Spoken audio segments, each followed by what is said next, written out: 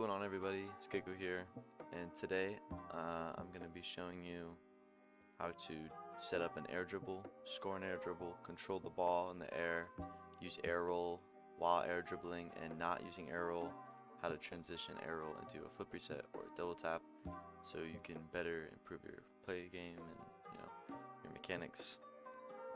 I'll be making more videos with other mechanics like basic ground shots and ceiling shots, what the best settings are, how to dribble, so there's more coming to that. Let's get right into it.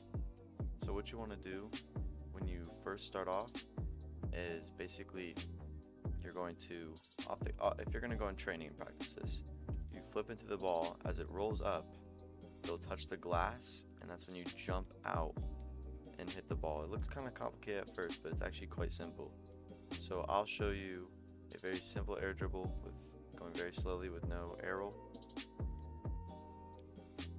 So I want to stay completely under the ball, not losing control of it. So what I did there is, when I did my air dribble, I'm not going over the ball, I'm not getting too high. So right here, if I jump, I'll show you an example where I get too high. I'm on top of the ball, I can't control this.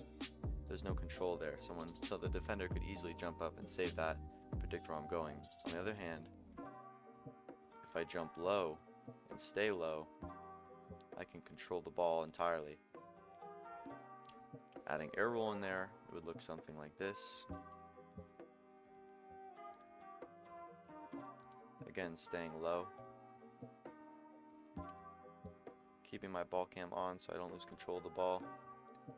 And again, when you're setting up the air dribble, you want to put it out and tap your brakes. You're going to tap your brakes before it reaches the corner of the wall. Like that, tap my brakes, and then when it touches the glass, I can jump out and feather my boost outwards to reach the ball. Jump outwards, air roll. And of course you can use air roll right, normal air roll left, it doesn't matter. All do pretty much the same job. I recommend using air roll right for air dribbles just because it's far more consistent and much easier to learn. I learned how to do an air dribble first with normal air roll, just normal L1 air roll, and I became decent at it. But when I switched to air roll right, it became so much easier. So just trust me on that. If you don't know how to air dribble yet, just use air roll right, and it'll pay off later. So next thing I want to talk about is how to get a double tap air dribble setup. And to do that, you're just going to do a normal air dribble, just like this. And you're just going to keep it higher than usual. That wasn't really a good one. I'll do another one. You keep it higher than usual and try to make the ball go a little faster so you're gaining more momentum, just like that. And then you get really close to it, and right before the ball hits the backboard, you turn your car under to get the tightest angle. So again, instead of doing an air dribble, you can also jump off the wall, and instead of feathering your boost on the ball, you can just do a flip to get as much speed, just like that, and then get your double tap, since it should be easier that way. But personally, either way works, because you can fool the defender by making them think you're going for an air dribble and then rip out a double tap instead. As well as that, you can go for an air dribble flip reset, which is the same thing as a flip reset, but on the last touch you tap it a little harder and then stay under the ball and get your flip reset, just like this. Very simple. And if I was going to do that with just no air roll, I would jump, take it very slowly, tap it up once, turn my car under, get my flip, and flip it in. And it's all very slow. If you're silver, I wouldn't recommend even learning flip resets. In fact, I would go against learning air dribbles at all. That's your preference though, it's fine if you want to. Air dribbles are not a bad mechanic to learn. I think flip resets are a little unnecessary, especially in the lower ranks. So you should focus on learning ground control, rotations, power shots. And for those that want to know my controls, here are my camera settings. Here are my controls, my sensitivities and dead zones. PS4 controller can go this low. Some Xbox controllers can go to 0.05, but most can only go to 0.0 or 0.10. Dodge dead zone is preferably very high. I would say like 0.60 to 0.80 because it allows for more consistency in your flips, and this is important for speed flips, kickoffs, must-see flicks, all that. Personally, I used to be on 1.75, but I brought it down one. I actually don't even know why. It doesn't matter. I would say 1.6 to 1.8 or 1.3 to 1.8 is actually fine. And as for my controls, I have RB is my boost, LB is my power slide, LB is my air roll right is X, my air roll left is down on the left stick, like running in a first-person shooter. I'll explain that later. Scoreboard B and rumble power up B, reset shot B. So the reason why I have my left air roll is this is for my half flips and a lot of my recoveries. So it's a lot easier to do a half flip if I'm doing it all with one finger. I'm not doing anything extra. I'm just using my left thumb. That's it. And it allows me to very quickly transition into a recovery instead of having to press all the extra buttons. But other than that, arrow right is X. And on PS4, that is square.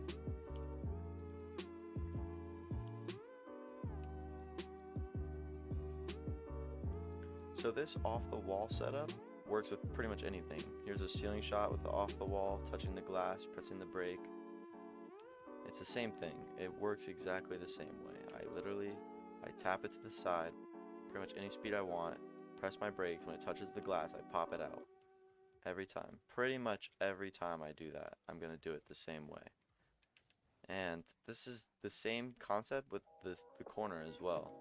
So I can bring it out, tap my brakes, wait for the glass, and of course, conventionally I would score that, but I suck, so. And I can do that from any angle. Say I was bringing it back from the corner, I can turn around and I'm rotating back. If there's someone behind me, I cut inwards and pop it out, and boom, I have a play set up, just like that.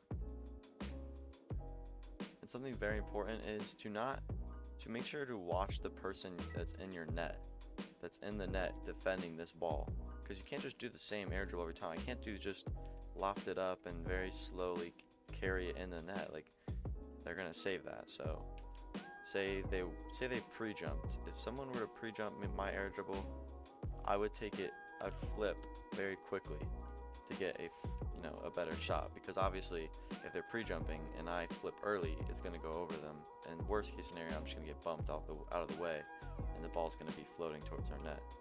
So you should always watch the defender and improvise your play based off what their positioning is or how early they're going. Like, say he would go right now, I would flip reset over him. I could show that in context in a later video. I will queue ranked and I will call out these plays when I do them. So be tuned for that. Another thing I want to point out is that training packs are also very good for practice and getting your skill up, your consistency up on whatever you're doing. For example, air dribble mastery. This is great because it not only shows you off the wall air dribbles, but also off the ground air dribbles, which is also a vital aspect of air dribbling. And training packs can bring variety, and it's not as good for teaching you how to set it up off the bunt, like just randomly setting it up whenever you possibly can. But it is good for consistently practicing a certain shot. Like if I wanted to do a ceiling shot from here, I could easily do that using this training pack and not having to worry about the insignificant setup. But actually it is significant to learn the setup. But if you put the time in and really practice on these training packs, practice the setup, practice a no air roll air dribble and an air roll air dribble when you're ready. So just a normal no air roll air dribble. Practice this, practice it with the air roll. You can very shortly and quickly master air dribbling and become a very deadly player in the air. Every pro player, Arsenal, every mechanically good pro player, Arsenal, Justin, Garrett G, They all have insane air control, and they can improvise their play mid-air based on where the defenders are in the net, and that's very, very important to being a good player. And, you know, they dust pros, they dust high-level players with their air dribbles and their flip resets and their double taps. But their fundamentals are also pretty much perfect. So it's important to learn both.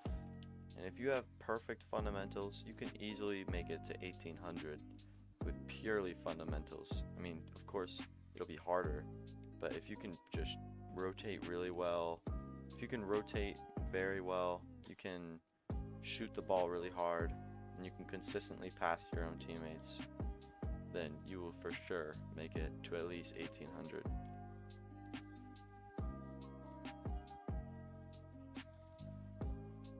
Anyways, that's pretty much all I wanted to talk about. Just air dribbles, air dribble setup, the setup on the wall, what you need to know, my settings, and in future videos I will be talking about, you know, fundamentals and rotating back post, solo queuing strategies, how to improvise to your teammate, how to adapt to your teammate, how to understand your teammate's playstyle, how to understand the opponent's playstyle, and that'll all be in a ranked series. So stay tuned for that. Thank you for your time. Hope you enjoyed the video. Peace out.